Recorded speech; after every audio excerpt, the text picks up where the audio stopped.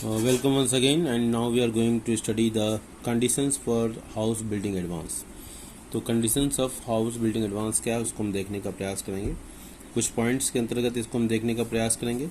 The official should not have availed of any loan or advance for the purpose from any other government source, housing board, other semi-government local bodies, development authorities, etc. जो loan लेने वाला व्यक्ति है, official है, should not have build, मतलब उसने कोई loan नहीं लिया हो किसी भी गवर्नमेंट सोर्स से, हाउसिंग बोर्ड से या सेमी गवर्नमेंट या लोकल बॉडीज से या डेवलपमेंट अथॉरिटीज से किसी प्रकार का कोई भी लोन अवेल नहीं किया. Okay, where such loan has been availed off, HBA can be granted if the government servant undertakes to repay the outstanding loan forthwith in one lump sum. मतलब एक ही बार में अगर वो जो लोन लिया हुआ है अगर पहले से, तो उसको लौटा दे, तभी आप लोन अवेल करने के अधिकारी या पात्र बनेंगे. दूसरा पॉइंट क्या कहता है, द ऑफिशियल और स्पाउस और माइनर चाइल्ड, जो व्यक्ति है, जो सर्वेंट है, गवर्नमेंट सर्वेंट है, या स्पाउस पत्नी, या माइनर चाइल्ड जो माइनर चाइल्ड है, should not already own a house, उनके नाम से कोई पहले से ही घर नहीं हो, इन द टाउन और urban agglomeration where the house is proposed to be constructed और एक्वायर्ड, और जहाँ पर हाउस प्रपोज किया गया है या लेने का प्लान बना है वहाँ पहले से ही अगर मकान है, तो फिर ये हाउसिंग ये लोन के लिए आप एलिजिबल नहीं होंगे. द ऑफिशियल और स्पाउस और minor child should not already own a house in the town or urban agglomeration where the house is proposed to be constructed or acquired. दूसरा पॉइंट है, if the official is a member of HUF, Hindu United family जो होती है, which owns a house at the same place, he may be granted advance restricted to 60% of the normal entitlement. तो वो जो advance है वो 60% तक लिमिट होगा, नॉर्मल इंटाइटलमेंट के 60% तक उसको मिल सकता है. If the official is under HUF which owns a house at the same place, उसी स्थान पर अगर उसका मकान हो HUF का, ही मे बी ग्रांटेड एडवांस, उसको लोन मिल जाएगा, लेकिन रिस्ट्रिक्शन क्या होगा, 60% ऑफ द नॉर्मल इंटाइटलमेंट, जो नॉर्मल इंटाइटलमेंट है उसका 60% ही उसको प्राप्त होगा. ये गवर्नमेंट का रूल है रूल नंबर 4, GIA गवर्नमेंट का जो ऑर्डर है उसका तीसरा, और रूल 4. चौथा पॉइंट है, the title to the land should be clear, किसके मकान किसके नाम से है वो बिल्कुल क्लियर होना चाहिए. Advance, next point, advance for ready built house और flat is admissible for outright purchase only. Purchase only. The advance for ready built house or flat is admissible for outright purchase, मतलब immediate purchase करने के लिए. Advance for ready built house or flat is admissible for outright purchase. Okay, ये भी एक condition है. Cost ceiling. Cost of the house to be built purchased excluding the cost of plot should not exceed 139 times of the basic pay of the employee, subject to a maximum of rupees 1 crore only. जो cost ceiling है house building advance लेने का, वो क्या है, cost of the house to be build, जो उस पर मकान बनाना है, purchase, excluding the cost of plot को छोड़कर जो मकान बनाना है, should not exceed 139 times of the basic pay, जो एम्प्लॉय का बेसिक पे है उसका 139 टाइम्स, मतलब अगर मान लीजिए 60,000 बेसिक पे है तो उसको जो लोन मिलेगा 139 इंटू 60,000, उससे ज़्यादा नहीं मिल सकता. Of the employ subject to maximum, और इसके लिए अपर सीलिंग भी लिमिट कर दी गई है, 1 करोड़ से ज़्यादा नहीं ले सकता वो. नेक्स्ट पॉइंट है, द कॉस्ट सीलिंग में be relaxed up to 25% in individual cases. व्यक्तिगत केस में, एक विशेष केस में 25% तक कॉस्ट सीलिंग में रिलैक्सेशन हो सकता है by the head of the department, जो हेड ऑफ द डिपार्टमेंट है उनके द्वारा, based on the merit of the cases, जो केस का जो मेरिट है उसके आधार पर, उस व्यक्ति विशेष पर कुछ कंडीशंस हैं उसके आधार पर ये 25% तक का रिलैक्सेशन होता है. If satisfied by the administrative ministry concern, अगर एडमिनिस्ट्रेटिव मिनिस्ट्री जो है कंसर्न मिनिस्ट्री अगर उससे सेटिस्फाइड है तो 25% तक का रिलैक्सेशन हो सकता है। ये दोनों क्वेश्चन इंपॉर्टेंट है। 139 टाइम्स की जो सीलिंग है, कॉस्ट सीलिंग, ठीक है, और मैक्सिमम क्या है 1 करोड़ तक की सीलिंग है। ओके, प्लॉट का प्राइस को छोड़ने के बाद 139 टाइम्स, ठीक है, और ये 25% है जो कि रिलैक्सेशन मिल सकता है। अगला पॉइंट है हमारा तीसरा point, minimum cost ceiling need not be insisted.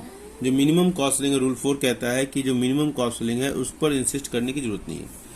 तो चौथा पॉइंट है, both the husband and wife are employed. अगर पति पत्नी दोनों एम्प्लॉय हैं इन सेंट्रल और स्टेट गवर्नमेंट, सेंट्रल या स्टेट गवर्नमेंट में, तो public undertaking, semi government institutions और लोकल बॉडीज कहीं भी एम्प्लॉय हैं, the pay of the both of them will be taken into consideration for calculating the cost ceiling.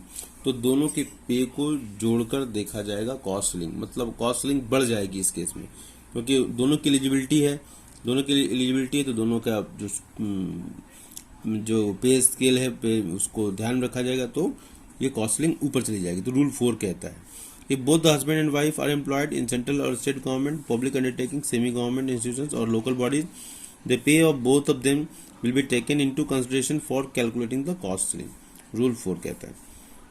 पांचवा rule कहता है कि in the case of enlargement to existing accommodation, जो वर्तमान जो accommodation है उसको बृहद रूप देना है, the total cost of the existing structure and the cost of enlargement should not exceed the limit in 4. Okay, the total cost of the existing structure, and the cost of enlargement should not exceed the limit in 4. Cost ceiling above. Okay, तो यहाँ पर cost ceiling जो है rule 2 के 6 कहता है, rule 2 का 6 point कहता है, in case of enlargement to existing accommodation, जो वर्तमान जो आवास है उसको बड़ा कर रहे हैं, तो total cost of the existing structure, जो टोटल कॉस्ट है एग्जिस्टिंग स्ट्रक्चर का, and the cost of enlargement should not exceed the limit in, जो की लिमिट 4 में जो दिया गया है 139 और 1 करोड़ का, उसको वो एक्सीड नहीं करना चाहिए। ओके, जिसे 139 टाइम्स से ज़्यादा कहा गया ना कि कॉस्ट सीलिंग जो है, cost of the house to be built purchase excluding the cost of plot should not exceed 139 times of the basic pay of the employ, और मैक्सिमम 1 करोड़ तक का लिमिट है।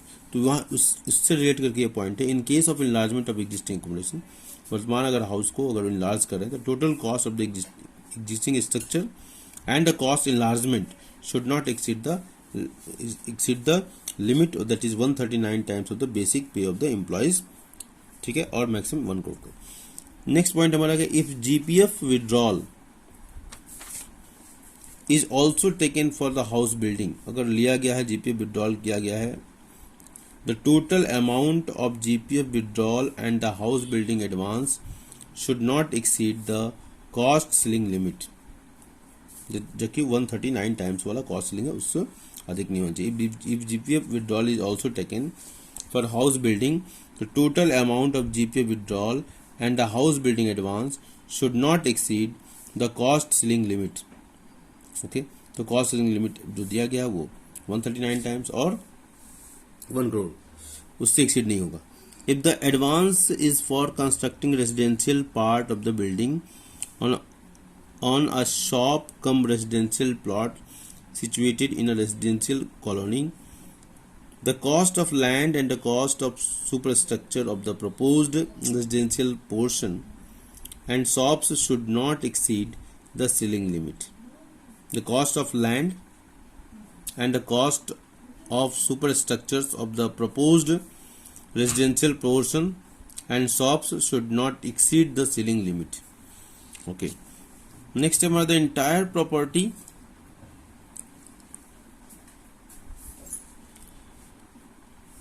ये पॉइंट को हम रीड आउट को दोबारा करते हैं। If the advance is for constructing residential part of the building on a shop come residential plot situated in a residential colony, पहला पॉइंट है the cost of the land and the cost structure superstructure of the proposed residential portion and shop should not exceed the ceiling limit. तो वो ceiling limit हर जगह follow करना। The entire property, including the shops and the residential portion, should be mortgaged. The entire property, including shops and the residential portion, should be mortgage, उसको mortgage करना पड़ेगा। The entire building including the shop should be insured against fire, lightning, floods etcetera. Rule 4 कहता है house flat constructed acquired with the help of HBA to be used for residential purpose only. Rule 2 याद करता है house slash flat constructed acquired with the help of HBA to be used for residential purpose only. Next point कहता है कि no enhancement of HBA in case of subsequent revision of DCRG. Rule 5 no enhancement of HBA house building advance बढ़ाया नहीं जाएगा in case of subsequent revision of DCRG limit. अब DCRG को हमको देखना पड़ेगा कि what is this DCRG। Rule 5 के अनुसार no enhancement of HBA house building advance में कोई एनहांसमेंट नहीं होगा in case of subsequent revision of DCRG। That point have made. I will just see DCRG. What is DCRG? Next point is amount of advance को लेकर है next point, इसको हम next video में इसको देखते हैं।